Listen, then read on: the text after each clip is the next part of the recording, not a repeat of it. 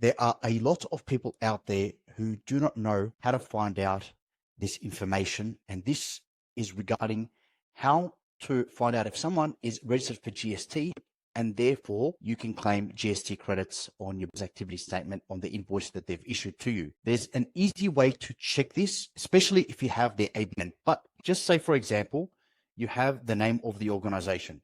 You go to Google and you type in ABN Lookup here, and say, for example, I received a invoice from Toyota. So I will type in Toyota, hit enter. Okay, so there's a list of names and organization that come up. Let's just take the first business name that comes up. Let's go with Toyota Australia. So here you can see the entity's name is Toyota Motor Corporation Australia Limited. When the ABN started, that it's an Australian public company, so it would be registered with the Australian Securities and Investments Commission. And when it was registered for GST. So here it says from the 1st of July 2000, it's registered for GST. If we scroll down, we can see the various business names that this organization uses. We can also find out its ACN, its Australian Company Number. Another thing to be aware of here is that deductible gift recipients is for those entities that are charities and are registered with ACNC. So